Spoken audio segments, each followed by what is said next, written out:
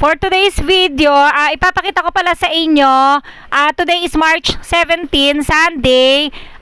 Dahil Prevention Month ngayon, nagsagawa ang ating SK Council ng Oplan Iwas Sunog. Kasama nila si Kagawad Glenn.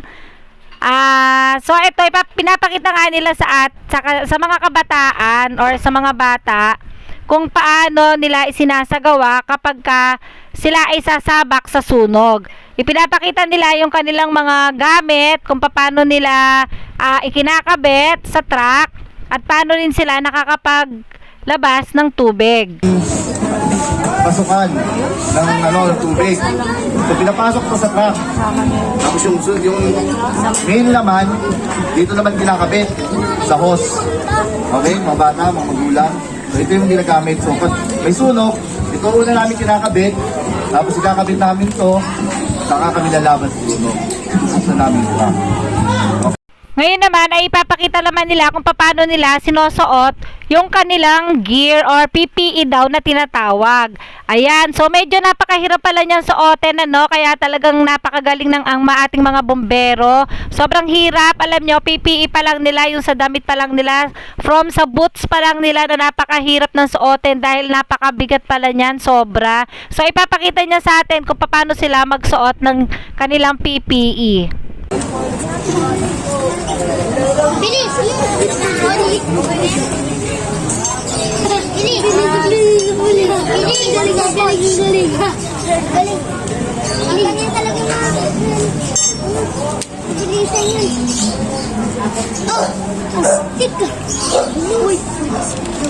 Diba? Bilis ko yata ma? Bilis! Palakpakan si Kuya Potter. Siyempre, pagkasok kayo sa tahanan, alam nyo, isang nasit, isang ulo medya, may sasaksak niya sa truck para magkaroon kayo ng supply ng tubig. Ito kasi, ito yung lalabag sa apoy. Itakin nyo kung tawagan. Kasi kung yan kailangan doon natin nakatulong sa taas. Nakakain ko bukas siya, dahil nagpapasok po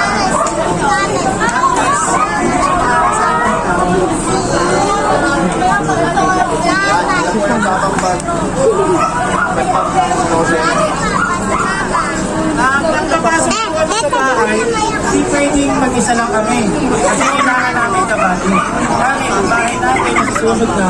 Papasok kami dyan ng dalawa. Kinig kayo. Importante yan, importante.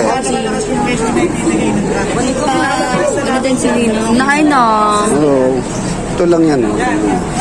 Dalawang minuto lang yung Ito lang pe-press mo pag kaya pag naka-video. responde kami, hindi kami pwedeng walang tubig na sinasabi ng iba. Lagi kaming may tubig. Ngayon naman ay ipapakita naman nila kung gaano kalakas ang buga ng tubig. Sobrang mahirap pala to at nakakatakot. Sobrang delikado din pala tong ginagamit nila na pambuga ng tubig kasi hindi ka pala basta-basta pwedeng gumamit yan kung wala ka rin training. Kasi marami na rin daw dyan nasaktan. May kasamaan nga daw sila na natanggalan na ng ngipin. And pwede ka rin dyan pumutok yung ulo, pwedeng mabasag din yung mukha mo kasi sobrang sensitive nga talaga yan. Kaya pala kung di talaga tayo nag-training sa pagkabombero at lalong-lalo na sa paggamit ng mga ganyan. Tinan mo, grabe yung lakas ng pwersa talaga ng tubig. Hindi pa nga daw nila yan ginamitan ng talaga, nilakasan, tawag doon, di pa nila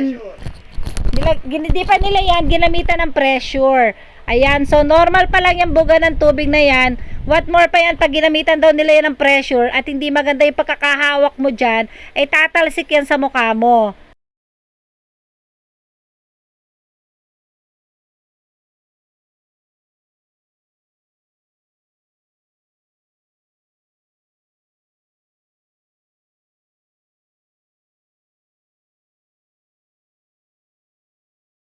Ngayon naman ay tuturuan naman nila yung mga bata sa paggamit ng fire extinguisher. Ayan. So ito, inisa-isa nga nila. Hindi naman pala inisa-isa lahat ng bata. So may mga ilang bata nga lang sila na pinasubok nila. So ayan nga, itatry nga ni Trevor kung paano gamitin ang fire extinguisher. Ayan. So excited nga si Trevor dyan.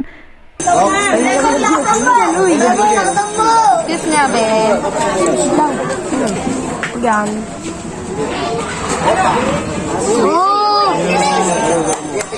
Tuloy, baka lumiyap pa yan.